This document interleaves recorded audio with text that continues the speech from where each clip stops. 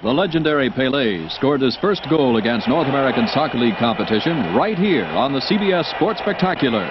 Since then, the sports superstar has demonstrated his wizardry to league record audiences, transforming an international game into an American spectacle.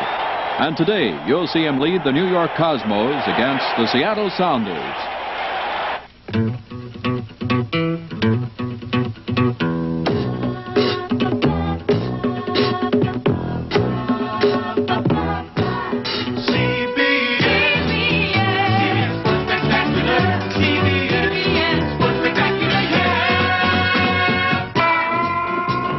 Today on the CBS Sports Spectacular, a North American Soccer League match from Seattle, Washington. The New York Cosmos versus the Seattle Sounders.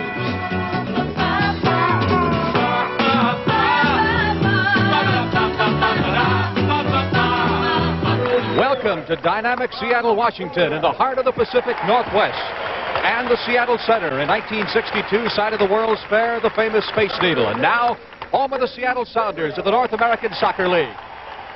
Hi, everybody. I'm Frank Lieber, and this is Bedlam. 18,000 standing room only at Memorial Stadium here in Seattle, Washington, for the North American Soccer League match between the New York Cosmos and their superstar Pelé and the Seattle Sounders. Both teams leading their respective divisions in the NASL. New York on top of the North, Seattle in the West. It should be a great match.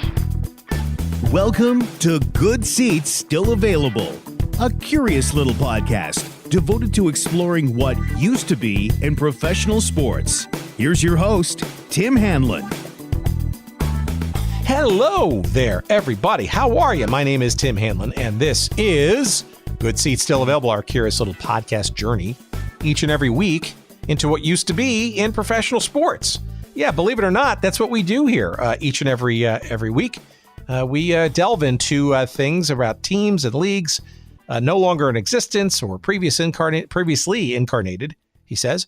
It's a fascinating journey that we're on. We've been doing this for, over a year and a half, and all kinds of stories and interesting things that become known to us in our little investigations. And this week is a special treat. As we go back into the realm of soccer, North American Soccer League style, the original NASL. And our guest this week is Dave Brett Wasser, and that's a name that many of you soccer enthusiasts out there probably should know, in that he is, by all accounts, the king of North American Soccer League game footage. Out there, even more so than the vaunted and newly launched National Soccer Hall of Fame in Frisco, Texas. Dave has for years been collecting and archiving just about all of the game footage that exists out there in the world from the old North American Soccer League. He's got other stuff too, but there is nobody on this planet who has more knowledge of and or direct game footage of the old North American Soccer League. And as you'll hear in our conversation, dating back as early as 1973 and pretty much consistently just about every year thereafter until the demise of the league in late 1984, chances are that if it exists on Earth, a game of the North American Soccer League, it's in Dave's collection. And he has been the go-to for lots of folks, both in the television and production side, players, family members of former players looking for footage. Hell, even the National Soccer Hall of Fame itself, although as we'll hear in our chat with Dave coming up, not necessarily the most fuzzy and warm relationship, strangely, amongst the two. And you'd think, as we'll get into in our chat, the best and most natural place, I think, for all of this footage to live and breathe and be accessible is probably through the auspices of something like the National Soccer Hall of Fame. But we'll get into some of the reasons why that is not quite yet the case, and perhaps maybe some reasons for hope that it will become so. But until then, all of this great footage, some of which is available now on YouTube, and we'll get to some of the reasons why Dave has sort of kind of taken down his list of all of his available stuff because of that. But largely, the collection of his remains with him in his home in Austin, Texas. And if you really want some good background, even before listening to this episode, I highly encourage you to check out a column by longtime soccer writer Pablo Maurer for The Athletic, which is a great site. It's arguably the new Sports Illustrated, if you will, or probably the best sort of source of sports journalism out there. It's well worth subscribing to for this article alone that Pablo wrote back in November. And the title of that is called How the Largest American Soccer Film Archive Came to Live in a Guest Room in Austin, Texas. And that guest room is indeed owned by our guest this week, Dave Brett Wasser. And I think you're going to find this really, really interesting. And Dave's a treasure trove of knowledge about this league and is a testament, frankly, to how memorable some of these games and some of the people who inhabited these games were in his and a lot of other people's memories, and a testament to his passion for trying to essentially collect the best documentation he could of this league. And we'll get into that, as well as what the future of that trove of memories will be going forward. Coming up in a couple of seconds with our guest, Dave Brett Wasser, here on The Big Show. I want to remind you that we've got a bunch of great sponsors. You've heard me tout all of them for many, many weeks, but I'm going to just rattle them off to you, especially as the holidays approach. If you're looking for some great gift ideas for that sort of sports enthusiast, especially that who is interested in the history of sports, especially for, of course, our specialty, teams and leagues that are previously incarnated or for whatever reason no longer with us, defunct and just, RIP. And these are some three great places that you can go to sort of indulge either your or perhaps the interest of some of your loved ones or friends who might be interested in remembering some of those things. And sportshistorycollectibles.com, if you want to find great items and memorabilia, if by all means go there early and often, some great stuff there. Use the promo code at sportshistorycollectibles.com, promo code Good Seats, and you're going to get 15% off all your purchases there. We thank Dean Mitchell and friends there. We thank our friends at 503 Sports, and they're the king of throwbacks. If you want sort of not only great shirts of teams and leagues no longer with us, but also some handcrafted, small batch created uniforms, throwback uniforms of some of the great teams and leagues no longer with us, especially in the realm of professional football, like the old WFL and the World League of American Football and the XFL, et cetera, World Football League. That is at 503-sports.com. Make sure you use the promo code there, and that's SEATS, and you're going to get 10% off all of your purchases there. And, of course, oldschoolshirts.com, where you're probably going to find the best array of high-quality logo-branded T-shirts, not only of great teams and leagues no longer with us, but also of great memories from things like shopping malls and radio station logos and other amusement parks, all these kinds of things from your past memories. They are waiting for you to be remembered and purchased and worn from your friends at oldschoolshirts.com, and you want to use the promo code there. That's also Good Seats, and you're going to get 10% off all your purchases there. So make sure you check out all of those sites. That's sportshistorycollectibles.com, promo code Good Seats, oldschoolshirts.com, promo code Good Seats, or 503-sports.com. Use the promo code SEATS there. And all those places are worth your time, and we appreciate all of them for being sponsors of this show. And we thank you for all of you who have partaken of their great stuff. We appreciate all your commentary and all your good wishes, and we thank you for patronizing these sites as well. And you keep our lights on too by doing so. We greatly appreciate that, of course. All right, so we greatly appreciate you continuing to listen to our very fun conversation with the great Dave Brett Wasser of Austin, Texas fame. And we're going to get into this amazing, one-of-a-kind collection of North American Soccer League game footage that he has collected over the years, and the rationale and the passion behind it, and some interesting stories about what's come of it and maybe what happens to it in the months and years ahead. And here's our conversation with Dave that we had just a couple of days ago.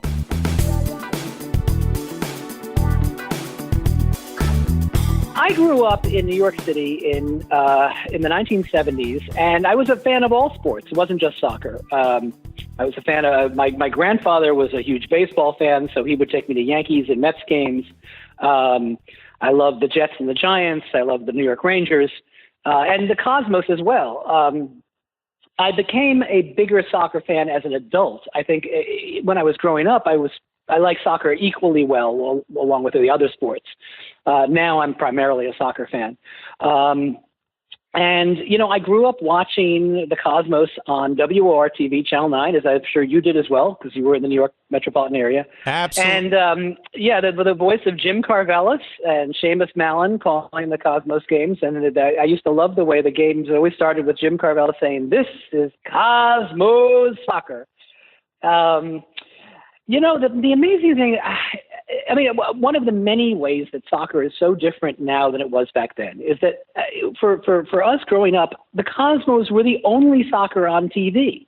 That was it. There was, I wasn't even aware that the U.S. national soccer team existed in those days because it was never on television. I don't recall ever seeing any news about it, or international soccer was barely on TV. There was a show on PBS called Soccer Made in Germany, which I only became aware of years later. I wasn't even aware of it at the time. And I probably wouldn't even have watched it at that time because I wasn't interested in what was going on the other side of the world. So the Cosmos were it. I don't even think I watched a soccer game featuring a team other than the Cosmos until around 1986, after the Cosmos were gone. Now of course we have so many choices, and that's a problem for MLS because MLS has to compete with all the other leagues. One of the real advantages the NASL had is that they were the only game in town, the only soccer game. I didn't go to many soccer games because my parents weren't into it. The Cosmos played out at the Meadowlands, and I had no way of getting out there with my friends. I grew up in Manhattan. I think I went to one Cosmos game at the Meadowlands in those days. I think it was in 1979. For me, my story is I grew up watching sports and loving sports, and in the 1970s and the 1980s. And then sometime around the early 90s, I started to get nostalgic for the games and the players that I had watched growing up. And I wanted to see those games. I had an emotional attachment to those games. Now, I recognize that I have a different way of looking at this than many people and many sports fans. Many people don't really care about what happened in the past. Henry Ford famously said, "History is bunk." He didn't care. He said, "I don't care what happened before. I care about what's happening now." Well, I care about what's happening now, too. In fact, I care about what's happening now even more than what happened in the past. But I have an emotional attachment to certain things from the past. And I wanted to see the games that I had watched. Unfortunately, the games, the original broadcast of the games were not, and are not commercially available. You can walk into a movie store and buy a copy of a movie that you watched in 1977, but you can't walk into a video store and buy a copy of a game you watched back then. So I was curious to know whether anybody had actually recorded these games. My family didn't have a VCR until the early 1980s, and in those days, blank videotapes were expensive, so I didn't record a single soccer game. I think the first soccer game I recorded was, in the early 90s. But I was curious to know whether anybody had, and before I started this detective work to track down all these old NASL videos, I thought if I'm lucky, I'll find maybe 10 or 20 videos of Cosmos games. I ended up finding about 75. And in fact, I've ended up finding about 400 videos of NASL games, which is still surprising to me. Considering how expensive VCRs were and how expensive videotape was, yet there were a few people who really, religiously recorded these games. The trick to finding the old games, a lot of former players had collections of old tapes.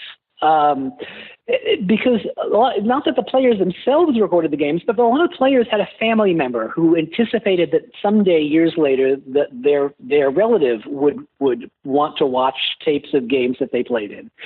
So a lot of players had like an uncle or somebody who recorded games. That's how I ended up getting a lot of copies of games from former players. The league itself, the NASL itself, had a huge storage of old games, which were distributed when the league folded in early 1985. Those tapes were distributed to various players and coaches. You know, the league office they had to empty all the contents of the league office, and they didn't want to throw the tapes away, so they started calling around people and saying, "Hey, we've got tapes of a bunch of games that you may be in. Would you like them?"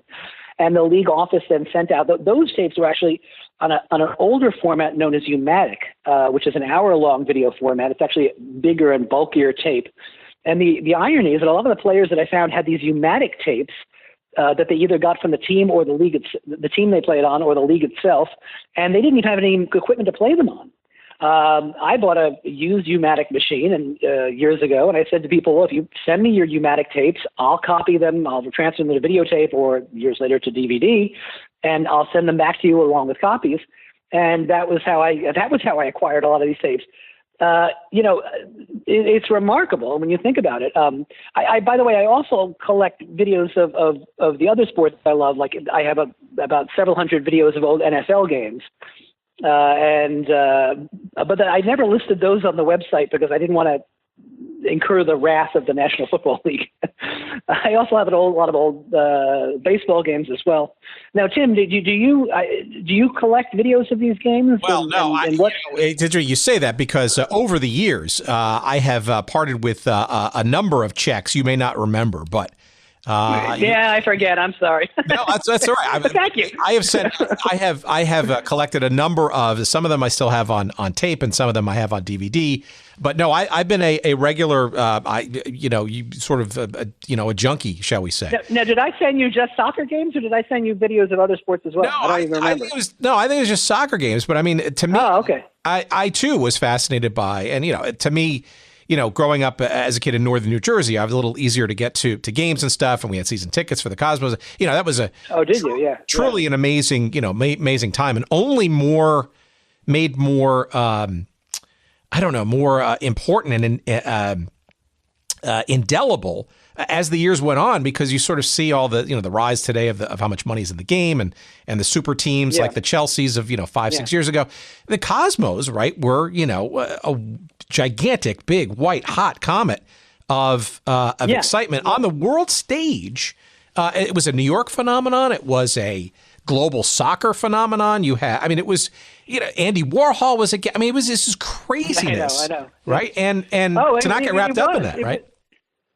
But here's the thing. I've come around on this. I used to think the Cosmos were good for American soccer. I've now come to the view that they were actually bad for American soccer. Here's why. There was such a competitive imbalance. It wasn't good for the game to have one team so dominant year after year. Between 1977 and 1982, the Cosmos won 4 of 6 championships between those years. It's still, one of the greatest upsets in NASL history was when the Whitecaps knocked the Cosmos out of the semifinal in 1979. And I still consider that, by the way, the greatest game in NASL history. We can talk about that later. But having all those stars on one team, I don't think it was really good for the league. I think a lot of fans in a lot of cities kind of looked at this and said, well, what chance does our team have? It was good for New York, but was it good for the league as a whole? I don't think it was. Do you agree with me, or do you disagree with me on that? Well, it's a good question. I'm not sure, and it's hard for me to separate my how I became hooked on the game. Obviously, going to games, but also I was playing, which was a fair rarity. Although in the New York, New Jersey metropolitan area was probably easier than most places in the United States in the early mid 1970s as a kid. Having good soccer programs and coaches and people into the game. But, in 1976, Bobby Smith and Bob Rigby, right, of the New York Cosmos, right, came to my town to hand out our soccer trophies for the season, right? And, what's this Cosmos thing all about? They play in Yankee Stadium and then, then the next year they're playing at Giant Stadium, which is literally, a hop, skip, and a jump from my house. So, but I think you're right. But I also think, without them, you wonder, and maybe I could sort of segue into, sort of the history of the North American Soccer League. We've delved into that a little bit on the show, with both direct and indirect participants, shall we say. I remember vividly in 1978 or 79, the New York Daily News, back when it was, actually worth reading, actually had a counterpoint on whether to break up the Cosmos. And I think yes was, I don't know who it was, some cynic. And then no, it was Phil Woosnam, right, the commissioner of the North American Soccer League, saying, this is the greatest thing. And I think through his eyes, right, this was by any means necessary, especially given the North American Soccer League's near-death experience, merely 5 or 6 years prior. That this was a worldwide marketing calling card, right, for the sport of soccer, the United States breaking through. And I guess, kind of what by any means necessary to sort of get that across the transom of the American sports landscape. Yeah, no. Phil Wilson himself, in interviews later in life, said that his biggest mistake in life was not instituting a salary cap in the NASL. So he recognized years later what a mistake that was. With a salary cap, there wouldn't have been any star-studded New York Cosmos.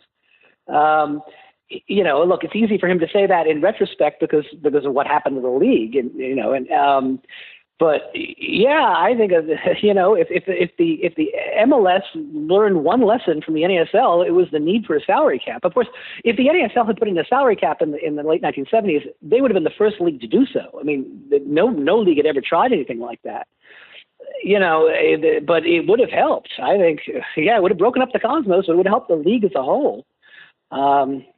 Well, it also speaks to, and we've delved in this topic a bit on the show, just not soccer specifically only, but other sports too, is this idea of, do you like Major League Soccer, maybe to its credit, although it's getting a little long in the tooth now, central ownership, right, versus the franchise model, right? And there's make no mistake, right? And we've talked to Clive Toy about this, for example, the idea of franchises, right?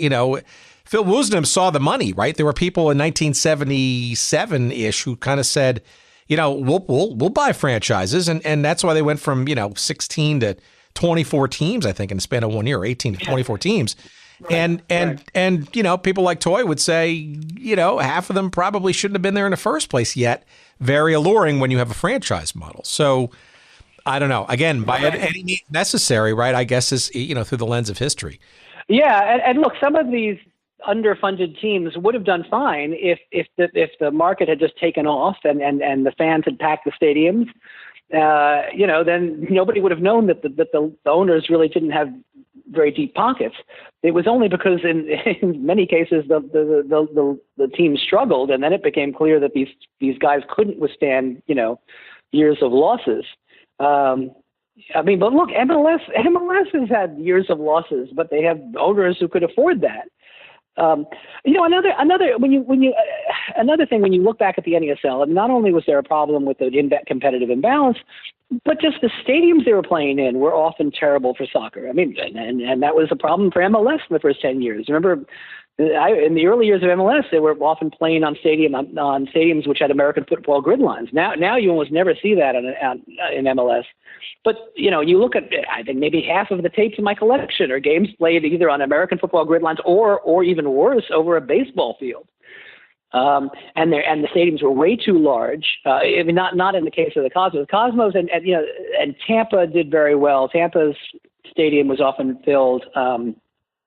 Minnesota did very well. So a few markets, the stadium was the right size, but overall, a lot of these markets, they should have been playing in smaller stadiums, but the ownership in those days couldn't possibly afford to build their own stadiums. That wasn't even an option. They had to play in these large, gigantic football stadiums and baseball stadiums, and they paid a big price for it. Although that wasn't part of the consciousness at the time. It wasn't until years later that people started thinking about getting the sport of soccer into the right kind of stadium. I don't remember in the 70s or 80s anyone talking about stadiums and how to get, because I suppose because at the time building a new stadium wasn't a possibility. So it was you just took what you could get. But that hurt the NASL tremendously. You know, and I mean, we could go on and on about all the different problems the NASL had, but let's stay positive. Let's talk about the good things in the league. Well, yeah, let's rewind. Let's rewind. So, at what point, you know, when you decided that, hey, you know, there's got to be some evidence, some you know, tapes of some of the games that I remember floating around out there. At what point in your journey did it sort of go from sort of a curiosity to, I can't think of a better word, obsession? Good question. I guess I went to graduate school for philosophy in the late 90s. And then in 1999, I got my master's degree, and I kind of shifted from philosophy to this. And, you know, it did become an obsession. It just became, I was just, you know, curious. I'd read about a game, and I'd think, oh, man, I wonder if that's out there. And in some cases, you know, the tape was out there. I mean, I'm astounded to find some of the things I've had. A few of the games I've never found. You know, there's a famous game that played in 1977 when the Cosmos, I think, sold out Giant Stadium for the first time. It was a playoff game against Fort Lauderdale. Never found a tape of that game. That game, by the way, also was not in the Cosmos archive, the archive that Pepe Pinton maintained for years. Pepe Pinton, of course, is the person who he was the last employee of the Cosmos in 1985, and so he got the video archive. And then years later, he sold it to the new people who bought the Cosmos. And so that video archive has now gone through several different ownership. But yeah, the 77 playoff game against Fort Lauderdale was known as the 77,000 game. And yeah, I've never found that, unfortunately. That game, by the way, here's a funny story about that game. Ron Newman, sadly, who just passed away a few months ago, was the coach of the Fort Lauderdale Strikers, and he always maintained that the Pony Shoe Company helped the Cosmos win that game. The Pony Shoe Company, the Cosmos had some kind of advertising deal with Pony Shoe Company, and then the Cosmos players appeared in Pony ads. And he says that the Pony Shoe Company gave the Cosmos a better cleat for that game because the AstroTurf at Giant Stadium was wet and slick. It had been raining all day, and the Pony Shoe Company gave the Cosmos a cleat that was designed for a slick AstroTurf. He always says that the fix was in on that game. Who knows? Well, I'd have to see that game to see. That's another reason why I'd love to find the tape of that game to see were the Strikers players slipping on the field more than the Cosmos players. Who knows? Tim? Do you remember that game? Did you watch that game on TV? Yeah, were you at that game? No, I was ensconced away at Boy Scout camp in northern. The state of New York in pouring rain, and it was a sore subject because my parents, of course, dutifully mailed the program to me the next day. What a great game it was! But I went to the other games before they ultimately won the championship. But yeah, I do remember some of the footage, right? The Cosmos did a very good job of recording, I guess, sideline camera stuff, right? That was not broadcast. Yeah. Right. Right. Yeah, there was one guy, a filmmaker whose name escapes me right now. Oh, who was he had access. He had access to the sidelines, and he would often stand behind the goal. And he was the one who made the annual Cosmos highlight films, and so a lot of the goals in those highlight films were shot from his camera. I think he was the one holding the camera from behind the goal. And so in the 77 Cosmos highlight film, you see highlights of that Strikers Cosmos playoff game, and you can see the Cosmos goals. But you know, it'd be nice to see the whole game. I'm the kind of guy. Highlights are okay, but I want to see the whole game. I want to see. To me, like the highlights are far more interesting in the context of the game itself. You know, just seeing somebody score a goal or seeing somebody score a touchdown is far less interesting than to see how that play developed. You know. To me, you know, I think maybe a lot of our listeners, especially those who grew up or remember the NASL, probably have their own sort of games and memories, and some of them obviously have been dutifully found and recorded and maybe shared from you. But you know, to me, my personal holy grail is 1978. The Cosmos were in a 2-game series, which was obviously then with a mini game. It's Minnesota. Yeah, Minnesota Kicks, oh. right. And they got pasted 9-2 at Minnesota, the Cosmos did, and then they came back and won the regular game and then the mini game plus shootout, right, which was actually a bit of a precursor to the 79 game you referenced earlier. But WOR certainly covered that first game. I know that. I haven't seen that out there. And then I have the first half of that game. I found a recording of the first half of the game, and unfortunately, the guy. It was such a bad game that he just recorded over the second half. I can tell you the first half if you like to see it.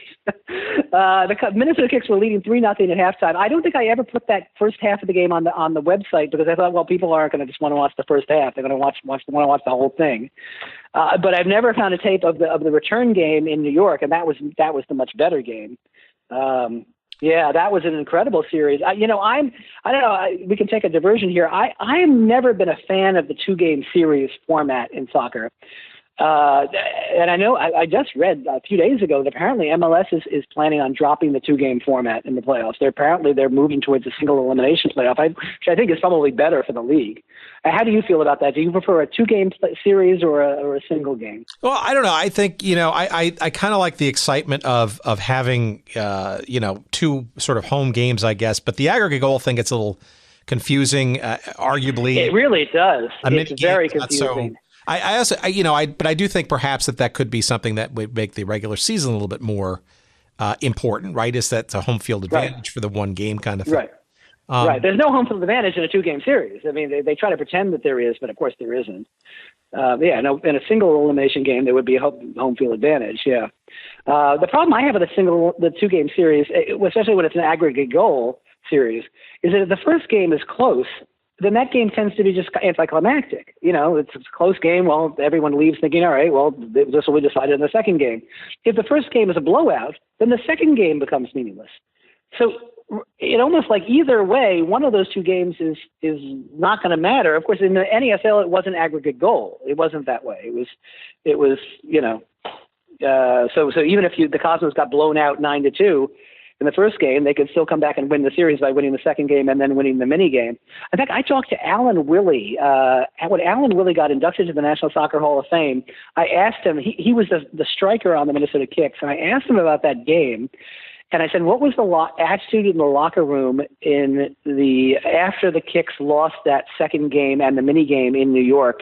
And he said it was just devastating. He said he'd never seen players look so despondent. And he said they were angry because they felt that, if only this had been aggregate goal rather than, then they would have been on top by aggregate goals, but that wasn't the format.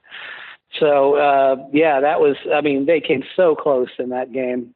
Looking back on it, again, it would have been better for soccer in America if Minnesota had won that game. Because I think that was around the time people just started getting sick of watching the Cosmos constantly win everything. So, I was rooting for the Cosmos in that game, but in retrospect, I wish Minnesota had won.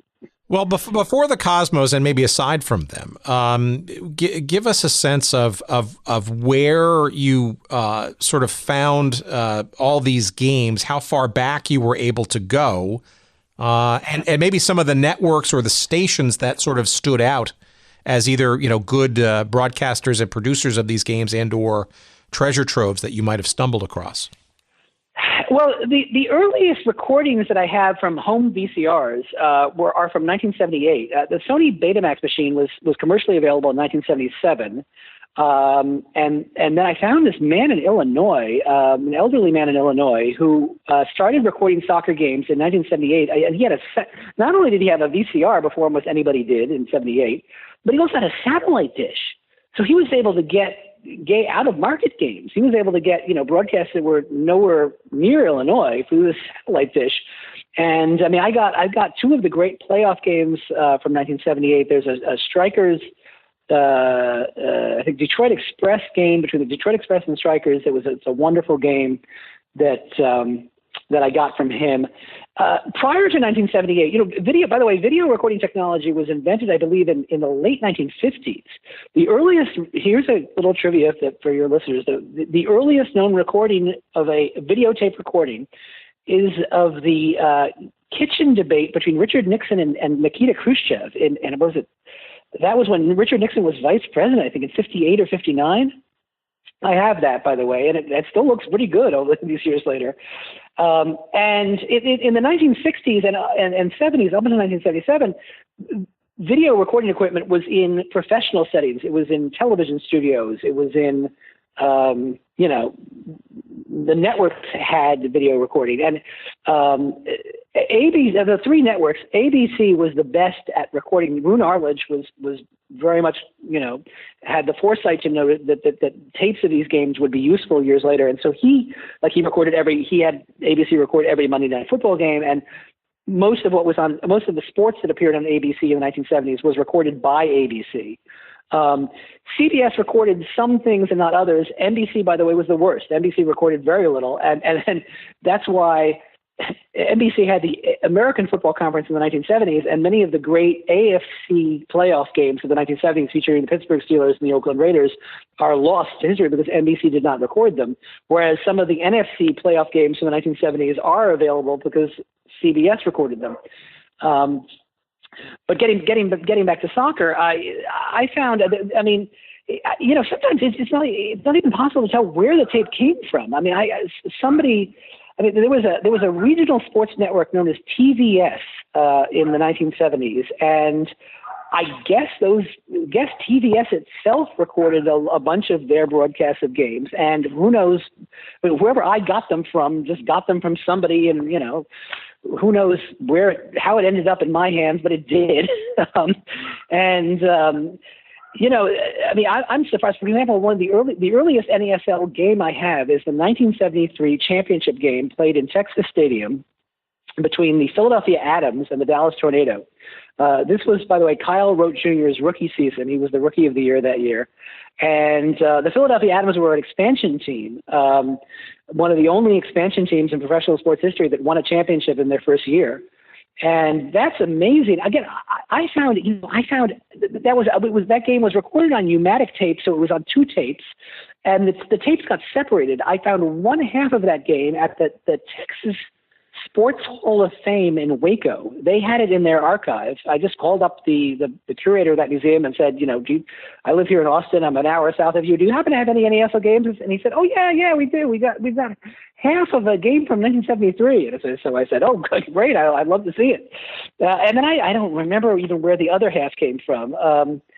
It's almost, it's hard to know how these tapes ended up in some of the people who ended up owning them. And of course, now, I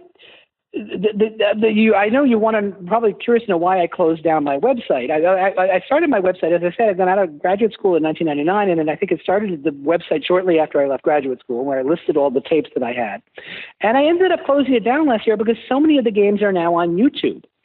Most of the NASL games in my collection are on YouTube, and so I feel if people can just watch them there, they don't need to get them from me.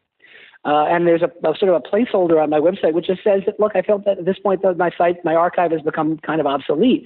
Now, unfortunately, many of the games in my collection are not on YouTube, and those games just are not going to be available. But I still copy games for people if they really want to see an old game. But at this point, I feel like YouTube has kind of made my collection obsolete. Well, look, I don't know about that, right? I mean, so you've got people like myself, right, who kind of delve back into, and I think, what I've discovered in this little journey is that, there are a lot of great memories, especially, and, you look at, say, Major League Soccer and the sort of, I'm going to call it whitewash per se. I mean, there are teams that did borrow names from the old NASL, like the Timbers and the Sounders, et cetera. But, this is sort of an arm's length relationship, if any, with the past, the MLS does. Oh, sure. Oh, no question about that. But look, when MLS started in 1996, they made a conscious decision to distance themselves from soccer's past. And I understand why. I mean, at the time, I resented that decision, but I understand why. They don't want to be associated with what many people regard as a failure. Of course, the NASL, it's too simplistic to say that the NASL was a failure. The NASL was both a success and a failure. It was a success for a number of years, and then it was a failure at the end. Look, the American people in the early 1980s just lost interest in soccer. And I'm not even sure that was the NASL's fault. It's hard to. I've had this discussion, by the way, with many soccer fans over the years, and people who are alive and remember the early 1980s. And I've asked them, why did people stop watching soccer in the early 1980s? And there's never been any really clear answer. Nobody is really quite sure. It was sort of a cultural trend, cultural shift away from the sport of soccer. Look, eventually it came back. And I think the single most important event in the history of soccer in this country was the 1994 World Cup. That was what created so many new soccer fans, and that was what brought a lot of people back to the game. A lot of people who had just very little interest suddenly took interest when the World Cup came here, and that's why it's so important that the World Cup is coming back into 2026, because hosting the World Cup brings a new level of attention to the game. But in the early 80s, it was just such a struggle. I mean, on a social level, I remember like the late 70s up until like 81 or 82, I remember like my friends were always talking about soccer. And then like my friends stopped talking about it around like 82, 83. And so I stopped caring about it, because you tend to care about what the people around you care about. And, even I sort of lost interest in soccer between around 83 and 1990. I kind of barely watched a game. Of course, back in those days, there wasn't much soccer on television. I mean, the only soccer on television was indoor soccer. And then when the USA qualified for the World Cup in 1990, that kind of brought me back. Although here's the thing, I couldn't watch the USA games, the 1990 World Cup, because they were on a cable network that was not on my cable system in those days. TNT. Turner. Yeah, sorry. Turner. TNT was not on Arlington cable, and so I could not watch the games, unfortunately. The world has changed quite a bit, even since 1990. Going back to your trove here for a second. So what would you sort of consider your most prized possession, like the one that sort of was like, the coup de grace, so to speak, like the holy grail that you found? And frankly, what about the ones that have eluded you, whether they don't exist or you just didn't find them? I think my favorite game is that 1979 semifinal game I mentioned between the Cosmos and the Vancouver Whitecaps. Vancouver Whitecaps, of course, had a very different identity. The Cosmos were international. They had players from South America. They had players from Germany and Holland, and the Whitecaps were largely English. They had most of their team were were players who had played in the English First Division. They even had a couple of guys, I think, who were on the 1966 World Cup winning team for England. I think Alan Ball from the 1966 England team was on that Whitecaps team. And it was a 2-game series. The first game was in Vancouver, and Vancouver won. They won 2-0, and the second goal, I think, was disputed because the Cosmos thought that the Vancouver player was offside. The replay showed he was not offside. And I think a Cosmos player actually got Carlos Alberto got red carded at the end of the first game, so he wasn't even in the second game, protesting, I think, that offsides call, the non-offsides call. And then the second game, I remember watching it. It was on ABC. 1979 was the year. ABC, by the way, had a 3-year contract to show the NASL, 79, 80, and 81. The ratings were poor in 1980, and so ABC didn't even show any games in 1981. I think the only game ABC showed in 81 was the Soccer Bowl. But the tape delayed at that, by the way. That's right. Oh, that's right. Oh. And tape delayed in Chicago. The 81 Soccer Bowl was in the Chicago Sting on the Cosmos. The Sting won in the shootout at the end. And here's a funny story about one of my favorite people from soccer in those days is Lee Stern, the man who owned the Chicago Sting. I called him up and said, Lee, I love soccer. I collect these videos. I'm going to be in Chicago. And he said, oh, come by my office. Come in. And I said, oh, great. I come into his office, and he starts showing me all this memorabilia from the Sting days and shows me old news clippings. And I mean, he's such a nice man. And I asked him about that 1981 Soccer Bowl, and he, oh, my God, it's like his face turned red. He said they didn't show it live because they were showing a rerun of The Love Boat. Oh, and he years later, he was still angry that the ABC affiliate in Chicago thought a rerun of The Love Boat was more important than showing the soccer bowl. So the soccer bowl, I think, was shown in Chicago starting at like midnight, so it didn't end until like well after 2 a.m. or I think that's what it was. So yeah, I mean, one of the many struggles and frustrations of soccer fans in those days. But getting back to the game, what you asked about that '79 game, so the second game was in New York. It was on ABC on a Saturday afternoon. It was a real back and forth affair. Ricky Davis was playing in that game. That was his rookie season. That was special because he was an American. He was the best American player at that time. Beckenbauer was in that game. Of course, Ganalia. And I think it was just, the Cosmos seemed invincible in those days. Just everyone, including me, just thought, okay, well, they'll find a way to win. And they won the second game. So now the series was even, and it went to the mini game. And then it went to the shootout at the end of the mini game, and the Whitecaps won the shootout. And I remember just sitting there in stunned silence, like how is it possible the Cosmos are not going to win again?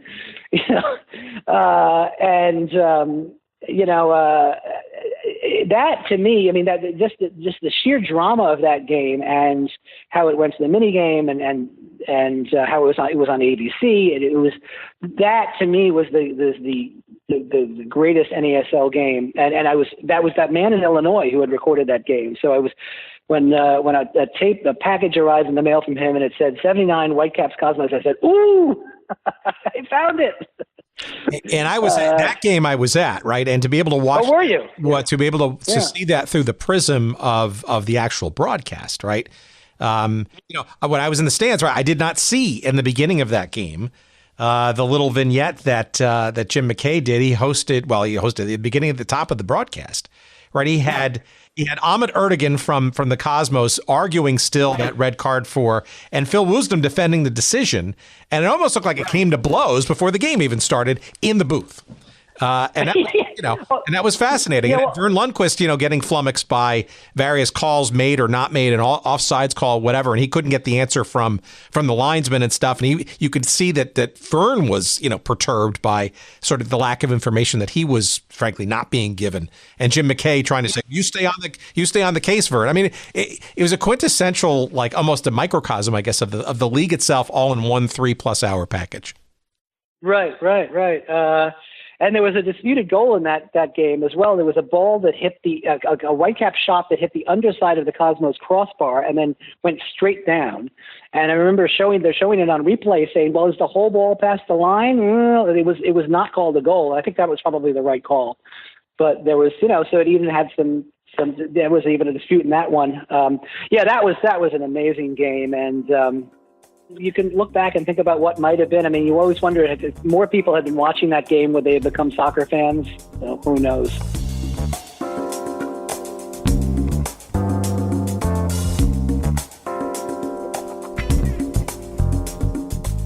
All right, time for me to catch my breath, get a cool, tasty beverage, and remind you, while we do so, that our friends at Audible are here to remind you that you can get a free audiobook download of your choice from over 180,000 titles. If you go to audibletrial.com/goodseats and use that link, of course, to try for yourself a free audiobook on us, gratis, if you will.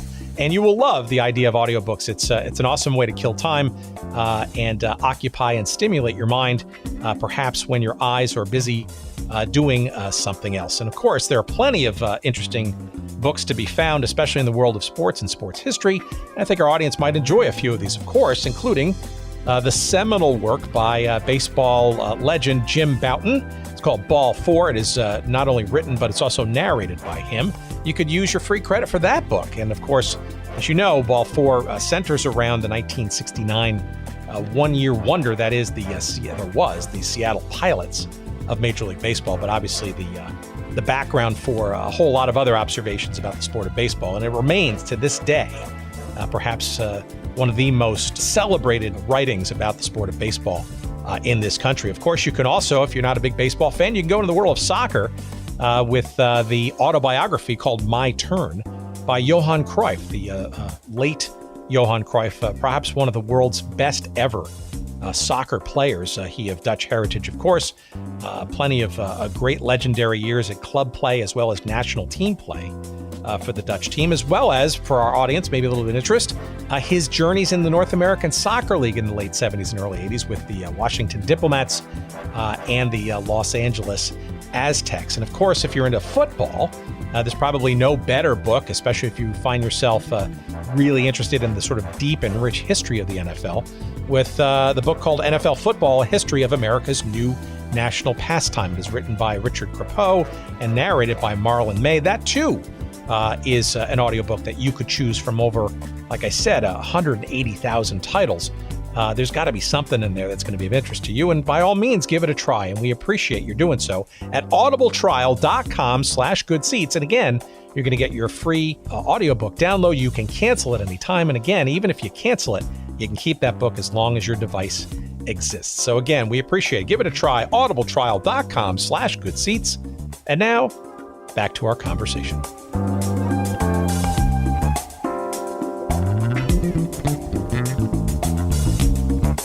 You mentioned 1973 as kind of your earliest, right? So I always dreamt of being able to find some footage from 1967 and 1968, right? Which is when CBS, went all in on both of the, the National Professional Soccer League and then the NASL in 1968. And Jack Whitaker was on those broadcasts, and Danny Blanchflower was on those broadcasts. I read about it. I see some various interesting articles about, and some shenanigans, apparently. Some of the referees, maybe faking some injuries or calls so that the insertion of commercials could have been done. And I'm sure these games are all lost to history, but you wonder if CBS in the archive somewhere might have an old copy of some of that. Mary Machado game, those kinds of things. Again, CBS was not the best at recording games, and I can tell you, if it were in the CBS archive, it would have surfaced. Now, one game from 1968 has surfaced, and it was with Danny Blanchflower. It was an exhibition game between the Oakland Clippers and Dynamo Kiev, played in Oakland. But I don't even count that as an NASL game because it was an exhibition, and I think it was after the Clippers had already left the league. They had some kind of dispute with the league, and so they had decided to go independent, and then that was why they were playing these international games. But I can send that to you. I haven't sent you that one. That will be in the mail tomorrow morning if you like. Well, let me. So let's go back to that. So I can't imagine I am the only one that still is interested in this stuff, and or doesn't necessarily think all the best stuff is out there on YouTube. So I guess my only question to you would be, why wouldn't you put the games that you have back up on site and at least allow people who either can't find the games on YouTube or maybe have some? I mean, why not keep it up there and alive, especially given how the sport of soccer seems to become much more mainstream now. I think, frankly, this is my perception, right? There are more people who actually become curious about this sort of ragtag sketched history of the game that prior to MLS. I think the more MLS lasts, right? More people kind of get curious about what came before. Yeah, there certainly are some people curious about it. I just don't know whether sending out physical media, sending out DVDs is really the way to go in the future. I mean, nowadays it's all about streaming. Look, if I had the time, what I would do is just upload all of the games from my collection that are not on YouTube onto YouTube. That would be simpler than sending out all these physical discs. It's just a matter of time. And the truth is, at this point in my life, I've gone on to other things. Look, people ask me a lot of times what's going to become of your collection, and I always say, look, I would donate the whole collection to the Soccer Hall of Fame if they had a real plan for doing something useful with the collection. I mean, if the Soccer Hall of Fame wanted to hire somebody or have an intern to take all the DVDs and upload them onto the Soccer Hall of Fame's website, then people could go to the Hall of Fame's website and watch the games there or, on YouTube. But from what I understand, the Hall of Fame just isn't doing that. They're doing other things. I mean, especially in the last few years, they've been focused entirely on getting the museum up and running in Frisco. And by the way, I went to the Soccer Hall of Fame. I went to the opening weekend, and the museum is terrific. I really hope people make a pilgrimage there because the museum is actually better than the museum was in Oneonta. They've used a lot of new technologies that are really exciting and fun. If the Hall of Fame came to me and said, look, we've got a plan for utilizing your archive, I would say, sure, here, have them at this point. But I haven't heard from them. Look, I'd love to see these games on ESPN Classic. There's a story. At several points over the last 18 years, I've contacted ESPN Classic and told them, look, you can have my collection. I wouldn't have given them the original masters. I would have made copies for them. And most of the NASL games at this point are in the public domain, except for the trademark of the New York Cosmos. Most of the trademarks have now expired. You could show these games in some cases the games are what are known as orphan works, which means that it's either the game is in the public domain or it's not clear who the copyright holder is. And ESPN Classic could just show orphan works, and if anybody ever complained, they could take it down and say, look, we didn't know who owned this. But here's the thing. The program directors of ESPN Classic are not soccer fans. The last time I checked, it was the program director was some 30-year-old kid who had no interest in soccer whatsoever. I remember having a conversation with him over the phone, and I said to him, well, the MLS has teams now that are using the NASL names, like the Seattle Sounders. He said he'd never heard of the Seattle Sounders. He had no interest in MLS, no interest in historic soccer. This is the programming director of ESPN should be somebody like our age or older who watched these games growing up and who has members which games mattered to people at the time they originally aired. That's the person who should be in charge of programming at ESPN Classic. ESPN. I've talked to employees at ESPN, and they say that, well, ESPN Classic is just this kind of thing that nobody really cares about. It's just this afterthought. By the way, I tried to reach John Skipper. John Skipper for many years was the person running ESPN. He was a real soccer fan and did a lot to help promote the game in this country by getting soccer onto ESPN. I wrote him letters. I called his office. He wouldn't take or return my phone calls. He wouldn't respond to my letters. The programming director is not somebody who cares about soccer, and the people above the programming director, ESPN, are unreachable. So that's why soccer is not on ESPN Classic. But by the way, somebody at MLS told me that MLS has tried to get the early MLS Cups on ESPN Classic, and again, it was met with the same resistance. Remember, I don't know if you remember, the first MLS Cup was between DC United and LA Galaxy, played in a rainstorm, and that was a wonderful game. ESPN Classic was not interested in showing it, so it's unfortunate. Yeah, and I think, look, with all the advent of streaming services, right? You think maybe ESPN Plus or some other entity, but I want to go back to your comment about the National Soccer Hall of Fame, right? And having been the one in Aniata and have not yet been to the new one. I also wonder, and I've said this on a couple of past episodes with some of our NASL guests. I wonder if the Major League Soccer's shall we say, significant investment in bringing it back to life. And ironically, the Hunt family, right, which was, the originator or progenitor of the old original North American Soccer League, right? With Lamar keeping the thing afloat, right? The idea of, right? So I can't imagine, there just seems to be sort of a convenient, ignorance, I guess, of sort of what happened in the past. And I don't understand why, an entity like that wouldn't want to take you up on that offer, because it's a treasure trove. You have essentially the video treasure trove of American soccer. Well, thank you. Yeah, look, it's a mystery to me too. I mean, getting back to what I said earlier in the broadcast, look, people's tastes are different. There's some people who only care about what's happening right now. They don't care about what happened as recently as 10 minutes ago. Or certainly don't care about what happened 10 years ago or 30 years ago. There is a certain number of fans, so fortunately, like you and me and others, who do care about it and who like to relive those moments because it's fun to watch, and we have an emotional connection to sports from the past. Unfortunately, those people simply are not in position. The people like us are not in a position to put these games on the air. Not just ESPN Classic. I remember back when it was it, Fox Sports World, before FS1 is the Fox Sports Channel, but before what was called FS1, what was it called? It was the Fox Soccer Channel for a while there, right? Fox Soccer Channel, right? And right, Fox Soccer Channel before Fox Soccer Channel was Fox Sports World. And again, I contacted the programming director of those channels, and the guy who ran the programming director at Fox Soccer Channel was a Australian man whose name again escapes me, who grew up watching First Division soccer in England on Australian TV, and so surprise, look at what. The only historic soccer that showed up on this Fox Soccer Channel was old videos of old English First Division games. That was, I remember 10 years ago watching, old games from the FA Cup in the 1970s on Fox Soccer Channel, because that's what he cared about. People see that's the way these things seem to go. People don't want to put on games that they didn't care about when they were young. They getting tripped up on my words here. They only want to put the games on that they cared about when they were young, not the games that they didn't care about, which is just the way it goes. Yeah. So what's going to happen with your collection? Is it basically going to be there for any of the small handful of visitors that you may invite up to your place, or do you think there will be a place where it ultimately goes for more to enjoy, perhaps?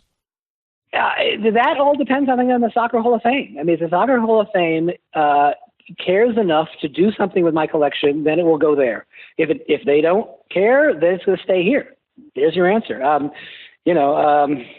don't see the point in sending the collection to the Hall of Fame if it's just going to gather dust in a closet somewhere in Frisco, Texas. That doesn't seem to me. That seems to be pointless. I mean, I've already provided the Hall of Fame with a bunch of DVDs that they use clips from those DVDs for some of the displays in the Hall of Fame. So some of my collection is in the Hall of Fame, small parts of it. Look, not just the Hall of Fame. I mean, the U.S. Soccer Federation suddenly decided that they wanted to have a huge historic presence on their website or on a separate website. I would give it to them. Again, I'm easy to reach. If any of these people have an idea for how to use the video archive in a productive manner that would let everybody watch the games, I'm happy to cooperate with these people. But so far, nobody has ever come to me with a proposal like that.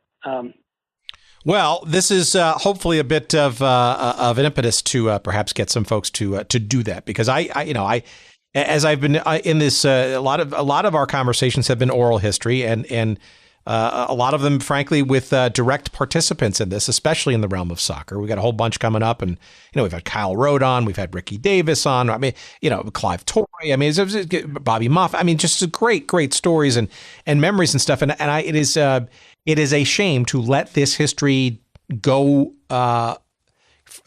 forgotten, shall we say? And video is probably the thing that, most youngins today sort of understand, and on a phone in particular, right? They could get access at any time. I mean, I'm amazed, for example, I think there's an anecdote here with music, right? My two teenage daughters, my older teenage daughter in particular, amazes me every single day when she can tell me a song from like 1973, like an Elton John album cut. She knows the name of it. She knows sometimes the album of it. She can sing most of the lyrics to it. And it amazes me, like, how the hell do you know that? Right. And it's because, right, the ability on YouTube or Spotify, I mean, the catalog of right, which for many years, given media, and the limitations and the choices, right, you not having TNT, for example, back in the day, right, the ability to actually, in many respects, everything is almost available on demand, and it allows people, once they're interested, to go deep and really long into the rabbit holes that really interest them. And to me, that's fascinating. If I had that when I was growing up, I'd probably be a much more well-educated and well-rounded person, I guess. But I just think that today, as all this stuff becomes digitized and or available, how do you not make this stuff available so that people can, as they discover and become interested, they can go and sort of access this stuff? That to me feels valuable, especially with what you've got. Look, I completely agree with you. The answer is that it's going to take time and money to upload all of the videos, thousands of DVDs. It's going to take a lot of time and a lot of money to upload all of those to a streaming service, whether it's a Hall of Fame website or YouTube. And I'm sorry, but I've got a lot of other things going on in my life right now, and I don't want to sit there for, hours and hours and hours uploading all this stuff. If somebody else would like to do it, somebody else can do it. But I'm willing to cooperate. I'm sorry, but I'm not willing to spend all that time and effort doing it. Somebody else has to take the initiative. I've done my part. I've found the videos and I've archived them, and they're there. If somebody else needs to, what's a good sports analogy here? Somebody else needs to take the ball and cross the goal line with it. Well, look, I think every American soccer fan of a certain generation owes you a huge debt of gratitude, and I think you're absolutely right, to the ability to take it to the next level. All right, so how can people then, if you don't have all your games and stuff listed anymore on your website and all that, how can people reach out to you? To either continue this conversation, find their own sort of desires, and maybe even order still a few, or maybe as our listening audience permeates, in the weeks and months as this episode gets out there, somebody who can actually maybe make some of what we've discussed actually happen. Well, I'll give you my email address. It's Dave Brett. It's my first and middle names, DAVEBRETT, Dave Brett at austin.rr.com. And you can reach me there, and I'd be happy to talk with anybody who would like to talk about this. That seems to be the simplest way to reach me. All right, and we're reluctant to, we're remiss to not ask you, what is your day job? What have you moved on to in life besides this ultimate passion, right? Which I can't imagine there would be anything else in one's lifetime that would be more important than this. Actually, strangely enough, there is something in my life that's more important than soccer and sports. I am an animal rights activist. I am a vegan. I think that what our society does to animals is absolutely horrible. I think factory farms are a disgrace. And I have created a new nonprofit animal rights organization called Cruelty-Free Investing. The genesis of this project was that I went to my financial advisor and told him that I wanted to avoid investing in stocks which exploit animals. And he said, great, give me a list of all the stocks that do that, and every time I buy stock for your account, I'll avoid buying one of those companies. And I went online and was startled to find that no such list existed. So I created a nonprofit organization. We went through every company on every major stock exchange, and we've now categorized them as companies which do or do not exploit animals. And if you go to our website, it's crueltyfreeinvesting.org, and you can click on the name of a company and see how that company uses animals. And if this is something you care about, and I hope that people do care, you can avoid investing in those companies. That's been, my passion in life. I'm a big PETA supporter. I'm a big supporter of a group called Mercy for Animals. And, and by the way, I was pleased to learn that once saw a list of soccer players who are vegan, like guys like Dwayne Rosario is a vegan. He doesn't talk about it very much, but I was pleased to see that I'm not the only soccer fan and who cares about this. That's been where my life has been headed over the last few years. No, I think that's through this animal rights group. And where can people find out more about that? Did you give the website again? It's cruelty-free investing.org. And you could also if you want to contact me you can contact me through that site as well. That would be, and I'm happy to talk about soccer with anybody. Well, look, I appreciate your talking with me about this, because I saw the great article that Pablo Amaro did for The Athletic a couple of weeks back. The Austin local paper did something, obviously, in and around the relaunch of the National Soccer Hall of Fame, and having seen the name and written more than a fair share of checks over the years. And now having this podcast, I figured, there's an opportunity here and a perfect excuse to have a conversation. So on behalf of all this, I feel guilty for having charged you. From now on, you're going to get DVDs for free. Well, you want a game from me, you don't have to pay me. Well, that you heard it here first, folks, and for our thousands, I guess, now of listeners, we appreciate that. I don't know if Dave will extend the same benefit to all our listeners, but no, I can't afford to send it to everybody else, because then I would get besieged with requests for DVDs, which I do not have time to make. Yeah. Well, look, I thank you. I guess in a sort of odd way, I do thank you for your commitment to what I think, frankly, is a very essential piece of American soccer history, and I hope what you have suggested does materialize, right? I mean, if there are repositories or places like the newly refurbished and newly alive Soccer Hall of Fame, I mean, what better place? And I'm ignorant of the politics. I think I'm aware of some of the possible sort of feelings and or desire to sort of avoid being connoted with quote unquote failure or whatever. But again, this is all part of history. And by the way, there is a soccer history that even predates the North American Soccer League, but that's, for another time, sure. right? So if that's going to be embraced in this Soccer Hall of Fame, why wouldn't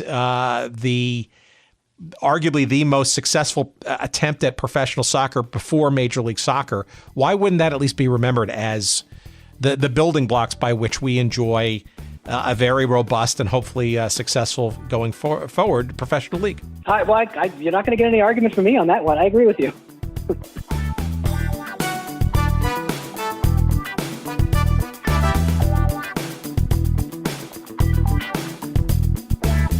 All right, interesting conversation for sure, and a situation that you heard there that needs to be addressed, don't you think? The idea that the most deep and historically solid trove of North American Soccer League video game footage is sitting in someone's personal collection in his home, and not in a place, let's say, like the National Soccer Hall of Fame, where it ought to be and shared and celebrated is kind of beyond me. And I think, frankly, it's even beyond Dave's comprehension, too. It's a head scratcher, but it's also an amazing testament to Dave's personal passion and interest in keeping the history of the North American Soccer League alive. I think there's probably some other footage out there that will surprise us over time, that will sort of find its way out there into the world. And I hope that it could be joined by the rich array of stuff that Dave has compiled, and preferably in a sort of professional environment where all of us as soccer fans can enjoy it. Hopefully maybe this little conversation will spur some interest a little bit further to do so. Now, you heard Dave has essentially kind of turned off his website and the list of all the great games and stuff that he has access to. Certainly, there are a number of games available out there on YouTube, and more sort of being joined with them, by the week, it seems. But Dave's email address, if you want to contact him, if there's a game you're looking for, or perhaps there's someone out there who can maybe figure out some ways here by which we can get all of this footage sort of out there and digitized and shared, whether it's under the auspices of a Hall of Fame or some other mechanism, some other mannerism, whether that be an ESPN Classic or one of these dozens of streaming video services are out there. I mean, there's maybe it's professionally curated on YouTube somewhere where we can get this stuff out of Dave's home, for God's sake, and out there into the world, so all of us and more of us can enjoy it. Dave's email address is Dave Brett. That's DaveBrett, Dave Brett, all one word, at austin.rr.com. That's Dave Brett at austin.rr.com. I'm sure he'd love to hear from you, especially if you've got some soccer memories and whatnot, and again, especially if you think you've got some kind of inroads to perhaps on how we can figure out a way to get all this great videotape digitized and out there into the world. He and I, and I'm sure a whole bunch of other soccer fans out there would love to sort of make that kind of stuff happen. Again, that's Dave Brett at austin.rr.com. And if you forget any of that stuff or you want some more information, and we'll probably have a couple of other things out there on our website for this episode, just look it up at goodseatsstillavailable.com. That's the place not only to find this episode, but all of our past episodes, all of our social feeds at Twitter. You'll find us at Good Seats Still. You'll find us on the Instagram at Good Seats Still Available. You will find us on Facebook. We've got a little page devoted to our show there. You can send us email. You can click from the website, or you can just send it to us directly at hello@goodseatsstillavailable.com. There's a whole bunch of different ways to reach us. We'd love to hear from you, and please, by all means, do so What else? Oh, I wanted to tell you quickly, the clip that you heard at the beginning of the show was actually the first ever video that I bought from Dave, for God's sakes. It was September? No, it was July 5th. Yeah, 1975. It was one of the first games that Pelé played for the New York Cosmos. It was a game against the Seattle Sounders that you heard, and Frank Gleber calling the action for CBS. And I thought it was a little great way to sort of set up the show. So there's an example of some of the great video that Dave has, and there's tons of it. Let's see if we can get that out there into the world, shall we? And before we go and send you off into the world to continue on your day or your journeys or whatever else you're doing in your life, we want to say one last bit of thanks to our friends, as always, at Podfly Productions, and in particular, Mr. or Dr., shall we say, Jerry Payne, who helps us put all of our collective pieces together and makes this show sound somewhat comprehensible each and every week. We thank him and Podfly Productions. You can find more about them at podfly.net. All right, I'm done. Thank you so much for listening. Many great stories and episodes to come your way. We appreciate your listening, and we'll see you next week. Until then, take care.